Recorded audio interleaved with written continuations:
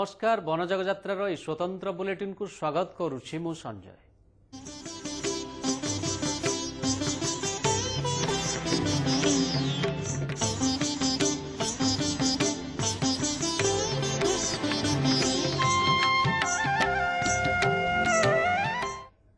दारुब्रह्मଙ୍କ नवकलेवर चली वनजग यात्रा। बही वनजग यात्रा आसी दैतापति माने चतुर्धा मूर्ति दारु अन्वेषण कार्य सारी। चक्रराज सुदर्शन, बड़ ठाकुर बलभद्र, देवी सुभद्रा एवं महाप्रभु श्रीजगन्नाथ दारु चिन्हट प्रक्रिया सरी। दैतापति सेवकों द्वारा बालियंता ब्लॉक 64 जगिनी पीठ झींटी शासन निकट हीरापुर बड़गुंटुणिया ग्राम कुआखाई नदीबंध उपरे थिबा दिव्य दारू को चिन्हट कर सुदर्शन विग्रह पर दिव्य दारू ठाब पर सेठारे भक्तिमय हो उठी समग्र परिवेश।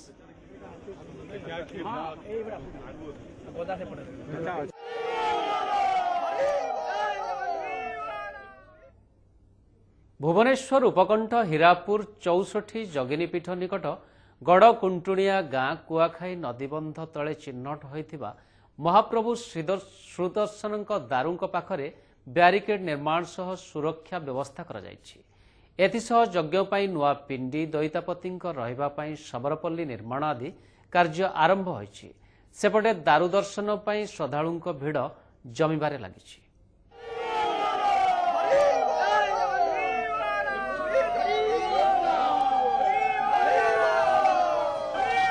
हुलहुली हरिबोल सांग जय जगन्नाथ ध्वनि प्रकंपित होउछि सारा अंचल।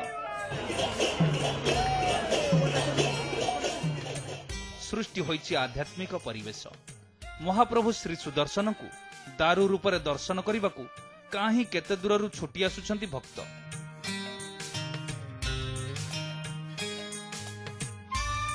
दीपटिए जाली मुंडिया मारिबा बेलकु आखिरु झरी पड़ुछि आनंद आश्रु। मने मने किए केते कथा जणाई दउछंती प्रभु को।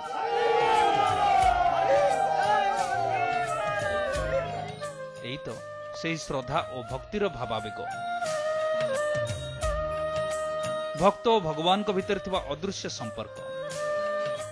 सत्य जे अछि जुगे जुगे सत्यटा सेइटाई तार प्रमाणित अछि। एई दारू सहित थिबा अनेक बड़ बड़ वृक्ष सब उपुड़ी गला पर गोटे गछ केवल दंडायमान थिला। आमे अंचलर किछि भी युवक 20-25 जन मिसी दारू ब्रह्म पूजा कमिटी गोटे गठन करथिलु। आकु प्रतिष्ठा जने सोमनाथ बेहरा बोली जने रिटायर्ड लोक जी लिफ्ट इरिगेशन चाकरी करते सी आसी ये पूजा अर्चना करते। प्रथम सी आसी आमको एकत्रित कर कहले बाबू मैंने आस ये पूजा करवा। काली जहा साधारण निंब वृक्ष थिला आज पालटी जाइछि महाप्रभु श्री सुदर्शन महादारू।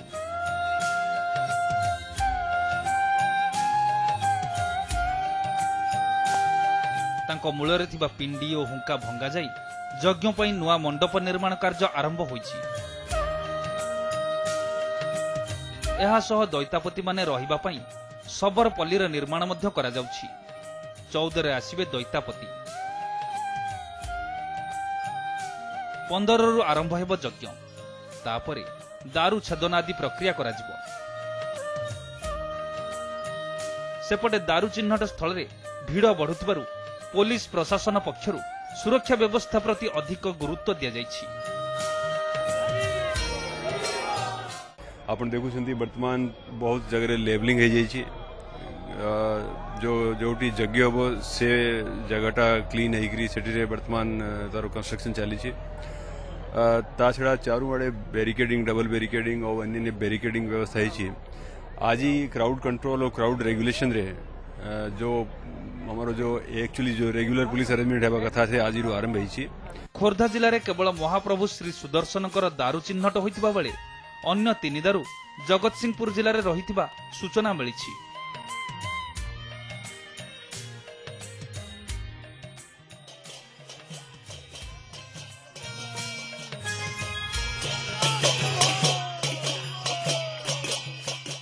भावर ठाकुर प्रभु जगन्नाथ এই জগন্নাথଙ୍କର ଡୋରି ନ ଲାଗିଲେ କେହି କେବେ ତାଙ୍କୁ ଦର୍ଶନ କରିପାରେନି। ଆଜି ସୁଦର୍ଶନଙ୍କର ଡୋରି ଲାଗିଛି। ମୋ ପଛପଟେ ହଜାର ହଜାର ଶ୍ରଦ୍ଧାଳୁ ଏଠାରେ ସୁଅ ଛୁଟାଇଛନ୍ତି। ଯେମିତିକି ଏଠାରେ ଅନୁମେୟ କରି ହେଉଛି ଆହୁରି ଏକ ରଥଯାତ୍ରା ଏଠାରେ ସୃଷ୍ଟି ହେଇଛି ଏବଂ ଏହି ରଥର ଦାରୁ ଯେଉଁ ସୁଦର୍ଶନ ରୂପରେ ଏଠି ଆବିର୍ଭାବ ହେଇଛନ୍ତି ତାକୁ ଦେଖିବା ପାଇଁ ଏଠାରେ ଜନସମୁଦ୍ର ଉଜୁଡ଼ି ଉଠୁଛି। ଭୁବନେଶ୍ୱରରୁ କ୍ୟାମେରା ପର୍ସନ ପତିତବାନଙ୍କ ସହ ନିରଜ ପଟ୍ଟନାୟକ, ନ୍ୟୁଜ୍ 7। ପୁଙ୍ଖାନୁପୁଙ୍ଖ ତର୍ଜମା ପରେ ଚୟନ ହେଲେ ସୁଦର୍ଶନଙ୍କ ଦିବ୍ୟ ଦାରୁ। 64 ଜଗିନୀପୀଠ ନିକଟ ହୀରାପୁରର ଗଡ଼କୁଣ୍ଟୁଣିଆ ଗ୍ରାମ ଦେଇ ଯାଇଥିବା ପୁରୁଣା ଜଗନ୍ନାଥ ସଡ଼କ ପାର୍ଶ୍ୱରେ ରହିଛି ଚକ୍ରନାରାୟଣ ସୁଦର୍ଶନଙ୍କ ଦିବ୍ୟ ଦାରୁ। ଦାରୁ ଠାବ ପାଇଁ ଗତ 11 ଦିନ ଧରି ମା ମଙ୍ଗଳାଙ୍କ ନିକଟରେ ଚାଲିଥିବା ସପ୍ତଶତୀ ଚଣ୍ଡୀପାଠ ଆଜି ଶେଷ ହୋଇଛି। ଆସନ୍ତାକାଲି ମହାବିଷୁବ ସଂକ୍ରାନ୍ତିରେ ଦେଉଳି ମଠ ଛାଡ଼ି ସୁଦର୍ଶନଙ୍କ ଦାରୁ ନିକଟକୁ ଯିବେ ବନଜାଗ ଯାତ୍ରୀ। ଦାରୁ ଛେଦନ ପାଇଁ ଦାରୁବୃକ୍ଷଙ୍କ ନିକଟରେ ବିଧି ମୁତାବକ କ୍ଷତ୍ରିୟ ବ୍ରାହ୍ମଣଙ୍କ ଦ୍ୱାରା 16ରୁ ଯଜ୍ଞାନୁଷ୍ଠାନ ଆରମ୍ଭ ହେବ।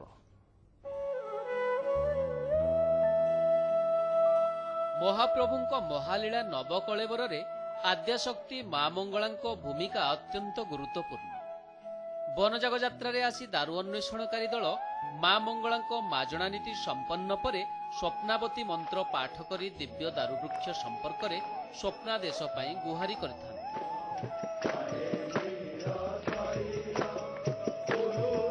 ସେପଟେ ମଙ୍ଗଳା ମନ୍ଦିରରେ ମାଙ୍କର ମାଜଣା ନୀତି ପରେ ରାଜଗୁରୁ ମନ୍ଦିର ପୁରୋହିତ ଆଚାର୍ଯ୍ୟ ଓ କ୍ଷତ୍ରିୟ ବ୍ରାହ୍ମଣ ଦୁର୍ଗା ସପ୍ତଶତୀ ବା ଚଣ୍ଡୀପାଠ କରନ୍ତି। ଚଣ୍ଡୀପାଠ ଦ୍ୱାରା ଦାରୁ ସନ୍ଧାନ ପାଇଁ ବିଭିନ୍ନ ଦିଗ ଓ ଲକ୍ଷଣ ଜଣାପଡ଼ିଥାଏ। जो चंडीपाठ चलता गत 3 तारिखरू ताहा ठीक आज 11 तारिख 11 दिन है एवं ये कार्य सरला। आज 11 दिन निरवच्छिन्न भाव में माँ निकट में चंडीपाठ चलता। आम जा प्रातः कालू माँ निकट में चंडीपाठ करूँ। बर्तमान जेहेतु महाप्रभु सुदर्शन दारू मिल सारे और जो स्थान मिले से स्थान मध्य बहुत महत्व रही। चारिपटे 64 जोगिनी मझे नृत्यरत नटराज शिव ये जो पीठ जोटा ओडिशा रे 2 जगह रही। गोटे हूँ रानीपुर झरियाल बलांगीर आ गोटे हूँ आमर हीरापुर रे। से गोटे 64 जोगिनी पीठ हीरापुर रे जे महाप्रभुंकर दारू मिलले सेटा गोटे आनंदर विषय। दारू न मिलिबा पर्यंत एही चंडीपाठ चालू रही था। तेबे इतिमध्यरे दारू अन्वेषण कार्य सरिथिबा बेले सुदर्शनଙ୍କ दारू घोषणा सरिछि। तेणु परंपरा अनुसार सुदर्शनଙ୍କ दारू ठाब परे बनजाग यात्री देउली मठ छाड़ी सुदर्शनଙ୍କ दारू निकटକୁ ଯାଇ ସେଠାରେ ନିର୍ମିତ ଅସ୍ଥାୟୀ ଶବରପଲ୍ଲୀରେ ରହି ଦାରୁ ଛେଦନ ପାଇଁ ଯଜ୍ଞାନୁଷ୍ଠାନ ଆରମ୍ଭ କରିବେ।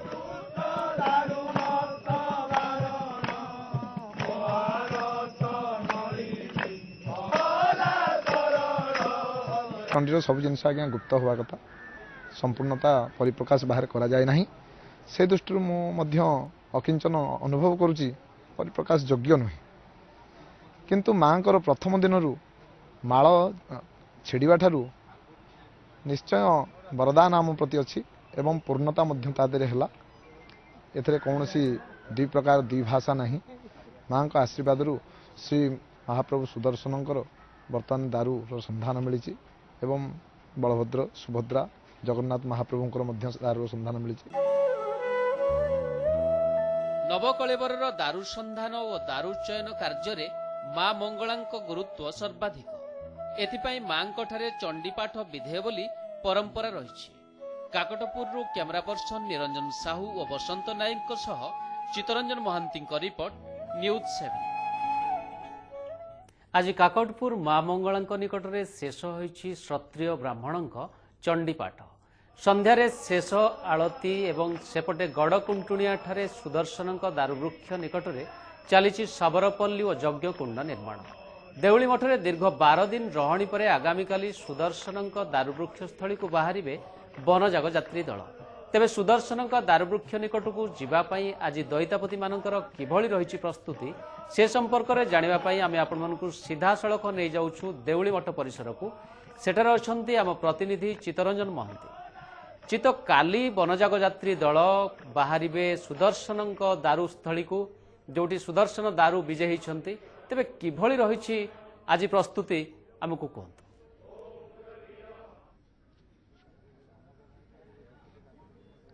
देखंतु संजय आज हूँ शेष संध्या देउली मठ ये सबरपल्लीर ए देउली मठरे जो गोटे भाव प्रवणता गोटे भाईचारार गोटे परंपरा सृष्टि होता आज से भाव प्रवणतार पालटिची एवं संपूर्ण देउली मठ आज शांत हो जाइए कारण काली एतिकी बेलू संध्या समय एठारे समस्त शांत हो जाइथिबो चक्रनारायण चली जाइथिबे सांगरे समस्ते दैतापति समस्त समेत समस्त सेवायत मध्य चली जिबे एठार परिवेश शांत हो जिवो पुणी आगामी पुणी 19 वर्ष पर महाप्रभु श्री जीव मानकर नवकलेवर पड़ो सेतबेले जाइकी जे थिबे से आसीबे एवं वर्तमान परिस्थिति जो भली भाव में शांत हो पड़ी समस्ते गोटे भाव प्रवण हो पड़ती एवं निश्चित भाव में आसंता काली पाई समस्त प्रस्तुति पर्याय प्राय शेष अंतिम स्टेज रे पहुंची तेबे मो सहित अच्छा से विषय आलोचना करने प्रेमानंद दास महापात्र जे कि आमर अच्छा संपादक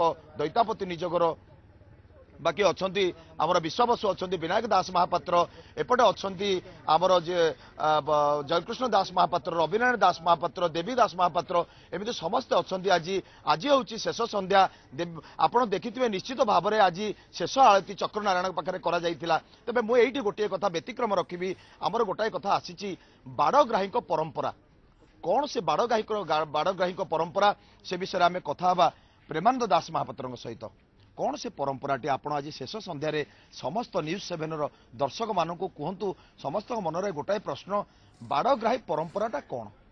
जय जगन्नाथ।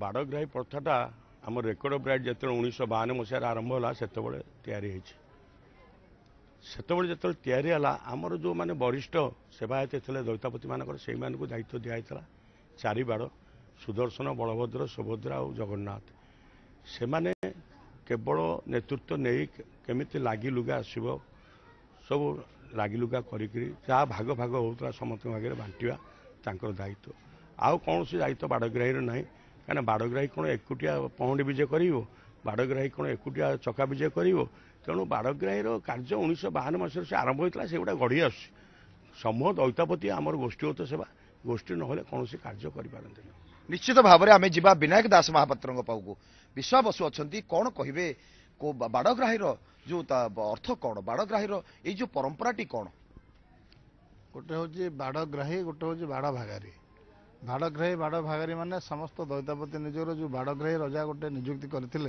बाड़ग्राहीर दायित्व हूँ जगन्नाथ महाप्रभु पाखे सारी ठाकुर जो सामग्री लगे से सामग्री द्वारा दि जाए एवं से सामग्री की पाखक देउलकरण दियंती एवं समस्त दैतापति भाई माने भागारी माने लगाती बाड़ग्राहीर काम हूँ एतिकी आउ कौन काम रथ पर आमर जो सुनावेश हो सारापर समस्त दैतापति तो दायित्व दि जापे जन को तार गोटे दायित्व दि जाए तेणुक रथ पर जो महाप्रभुर सुनावेश लगे बाड़ग्राही की से दायित्व देते जहाँ लगे बागी आगे गणति मणति हम और समस्त नेला बेले पुणी द्वारा गणति जिनस तक जाए निश्चित भाव में शुणुले संजय बाड़ग्राहीर जो परंपरा रही बाड़ग्राहीर अर्थ जहाँ रही कहते विनायक दास महापात्र विश्वाबसु एवं दैतापति निजोगर संपादक कहते प्रेमानंद दास महापात्र एवं आसवा अन्य एक आलोचना को आज देउली मठ शांत देउली मठर परिवेश आज संपूर्ण भाव विहल देउली मठर ये जो सबरपल्ली आज थिला शेष संध्या जहाँ कि चक्रनारायण को आळती करा जाइथिला देउली मठर परिवेश आपण माने किभଳି भाव में समस्त आखिरे मुझे देखी लुह जितेबाला समस्ते बसी भजन कीर्तन करुले किभଳି थिला भाव प्रवणता किभଳି आपण आगु को प्रस्तुति आरंभ करिसंती देउली मठरे ये जो आमे रहिलु 12 दिन धरी ताहा आम मानक एते जे सब भाई माने सब दैतापति भाई माने आमे एकत्रित होउथुलु सकाळ उठिले आमे एकत्रित होई प्रभुंग नाम नौथुलु प्रभुंग विषय आलोचना रे आम दिन सरी जाउथुला किभଳି भाव में 15 दिन आसी हो गला आमे माने निजे जानी पारुनु कि घरर कौन चिंता कि कौन विषय भी मुंडरे पशुनी केवल प्रभुंकर ही चिंता तेणु यही जो आनंदमय परिवेश यह 19 वर्ष थरे एठारे सृष्टि होता है निश्चित भाव में आसवे आपण पाक 19 वर्ष थरे तेज मुझे जी रविनारायण दास महापात्र को आप संक्षेप में कहे आपण भी भाव प्रवण अच्छा ये भाईचारार परंपरा पुणी बंची थे आर पुणी 19 वर्ष पर कौन कहे से 19 वर्ष पर तो आम देखिनु आसंता भविष्य में आम थी कि नथु कि आम पिला आसवे କିନ୍ତୁ ଆମେ ଯେତିକି ଥର ଏତିକି ଆସିଲୁଣି ଏଠାର ଯେଉଁ ମାଧୁର୍ଯ୍ୟ ଏଠାର ଯେଉଁ ପରିବେଶ ସେ ପରିବେଶ ଗଲା ପରେ ବି ଆମେ ଭୁଲି ପାରୁନି। କିନ୍ତୁ ମହାପ୍ରଭୁଙ୍କର ଏଠି ଯେଉଁ ପ୍ରକାର ଆଧ୍ୟାତ୍ମିକ ପରିବେଶ ତାକୁ ନେଇକରି ଭଜନ କୀର୍ତ୍ତନ ସକାଳୁ ସଞ୍ଜ ପର୍ଯ୍ୟନ୍ତ ଯେଉଁ ଭଳିଆ ଚିନ୍ତାଧାରା ଆମର ରହେ ସବୁ କିଛି ଜିନିଷ ଆମେ ସାଂସାରିକ ଜିନିଷ ପାଶୋରି ଯାଉ। ଏଠି ଆରାମସେ ବର୍ତ୍ତମାନ ଆମେ ରହୁ, ଯୋଉଟାକି ଆମକୁ ଲାଗେନି ଯେ 15 ଦିନ କେତେବେଳେ ସରିଗଲା। ନିଶ୍ଚିତ ଭାବରେ ସଂସାରର ସବୁ ମୋହମାୟା ପଛରେ ଆଉ ଏ ଶବରପଲ୍ଲୀ ଆଉ ଏ ଦେଉଳି ମଠର जो माया समस्त को रखी आज की 12-13 दिन है समस्ते विभोर होते भावप्रवण समस्त होती कौन कहे देव बाबू आप आज आम जो देउल मठरे एठी रहीथुलु आज पर्यंत आम प्रतिदिन सकाळ एवं संध्यारे भजन एवं कीर्तन हरिनाम करथिलु। आज शेष संध्या थिला चक्रनारायण पाखरे एवं काली भी मध्य आम वासुदेव पाखरे विष्णु सहस्रनाम शेष करी चक्रनारायण को सांगरे धरी संध्या सुधा आमर जो सुदर्शन महाप्रभु जो दारू जो अच्छा आम सेठी अभियान आरंभ करूँ प्रभुंकर आशीर्वाद नहीं। निश्चित भाव में मो सहित आउ जड़े अतिथि अच्छा जी कि कैप्टेन मिश्र से आम सहित जोड़ी जाइए कौन कहे आपण जो बहुत सुंदर वातावरण ये अच्छी किछि दिन तले आम जो देखिलु देउली मठ जो भाया अवहेलित अवस्था थिला आज तार परिवर्तन आपण मैंने देखिपुं रास्ता ये किंतु बहुत महत्वपूर्ण जिनस है जोटा कि आम प्राची नदी जोटा गंगा नदी ठार भी आहरी पुराणा तार उद्धार कार्यक्रम किभली नियाजिबो एटा सब समस्त ओडिशावासी गोटे विषय जोटा कि समस्ते चिंतन करने कथा आपण माध्यम समस्त जनता को निवेदन करी कि प्राची नदीर उद्धार पाई समस्त जत्नवान हवा कथा। निश्चित भाव में प्राची नदीर उद्धार ये गोटे गुरुत्वपूर्ण कथा निश्चित भाव में ये प्रस्ताव देइछन्ती से राज्य सरकार को प्राची नदीर उद्धार निश्चित हवा कथा कारण किछि दिन पूर्व जे कि अशोक पंडा आमर आसते संस्कृति मंत्री या पर्यटन क्षेत्र हम बोली घोषणा कर दी गले किंतु सबू जिनस अपडेट रहा दरकार प्राची नदीर उद्धार होगा दरकार बहुत गुरुत्वपूर्ण तत्व आपण जोटा कि राज्य सरकार पाखे प्रस्ताव रही मु आपको संजय गोटे कथा कही रखी News7 28 तारिख रु आज पर्यंत है प्रति मुहूर्त प्रति समय प्रति सेवायत सहित प्रति दैतापति सहित टेक्निक खबर समस्त पाखे पहुंचाऊँगी एवं निश्चित भाव में News7 समस्त भितर भावप्रवण हो पड़ी ये देउली मठ ये सबरपल्ली सबुति सहित News7 आटाच थिला एवं आज भी News7 भाव प्रवणतार सहित समस्त साथी होइछि एवं काली मध्य News7 एमानक सहित चक्रनारायण सहित बाहरी जीवे से सुदर्शन जोठारे ठाब कराई सुदर्शन दारू से जगह समस्ते चलिए एवं News7 सेठाकू जीव News7 दर्शक माने से जगह चलीजे। संजय बहुत बहुत धन्यवाद चित ये थिले आमर प्रतिनिधि चित्तरंजन महांती जी की देउली मठ परिसर रे थाई हमको ताजा सूचना दौथिले। आज भावमय हो उठिथिबा देउली मठ परिसर काली खाँ खाँ हो एवं काली दैतपति माने समस्त वनजाग यात्री दलंक सहित जिबे गड़कुंटुणिया गाँव को जेउठी चक्रराज सुदर्शन आविर्भाव होइछि। वर्तमान समय होइछि एक छोट विरतिर।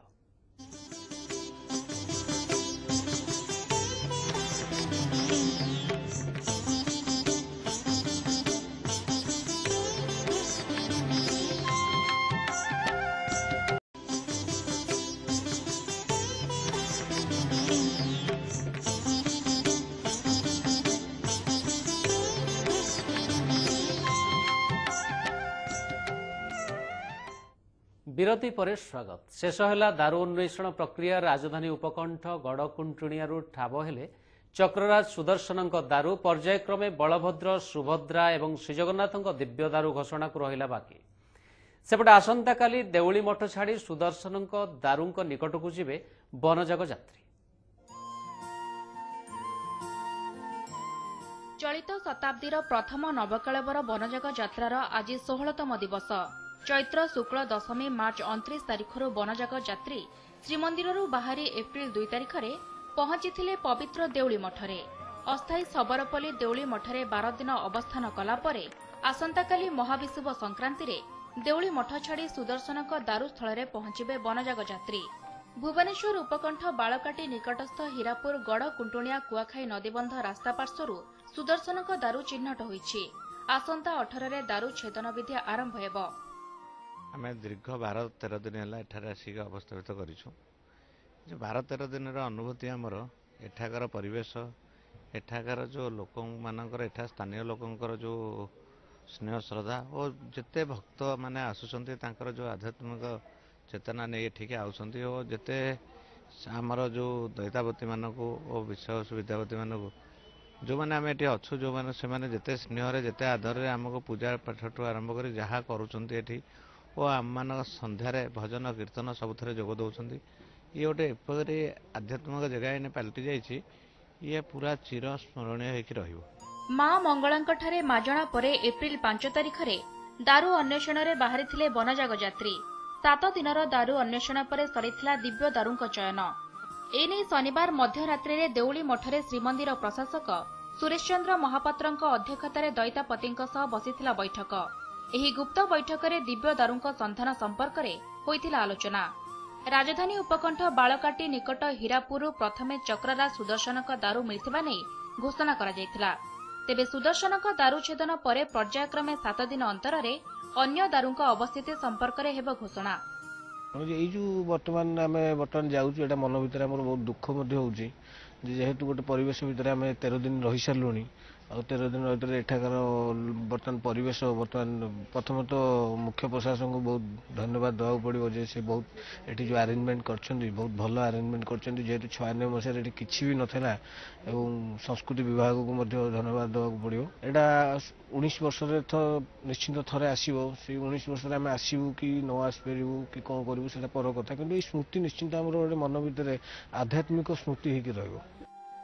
ସୁଦର୍ଶନଙ୍କ ଦାରୁସ୍ଥଳରେ ଅସ୍ଥାୟୀ ଶବରପଲ୍ଲୀ ନିର୍ମାଣ ସହ ଭୂମି ଶୋଧନ ବିଧି ଯଜ୍ଞକୁଣ୍ଡ ନିର୍ମାଣ ପାଇଁ ପ୍ରସ୍ତୁତି ଆରମ୍ଭ ହୋଇଛି। ବିଧି ମୁତାବକ ଦାରୁଛେଦନ ପାଇଁ ପ୍ରଶାସନ ପକ୍ଷରୁ ପ୍ରସ୍ତୁତି ଆରମ୍ଭ ହୋଇଛି। କାକଡ଼ପୁରରୁ କ୍ୟାମେରା ପର୍ସନ ବସନ୍ତ ନାୟକ ଓ ନିରଞ୍ଜନ ସାହୁଙ୍କ ସହ ଚିତ୍ତରଞ୍ଜନ ମହାନ୍ତିଙ୍କ ରିପୋର୍ଟ ନ୍ୟୁଜ୍ 7। ବନଜାଗ ଯାତ୍ରା ବୁଲେଟିନ୍କୁ ଆଜି ପାଇଁ ଏଇଠି ରଖୁଛୁ। ଜୟ ଜଗନ୍ନାଥ।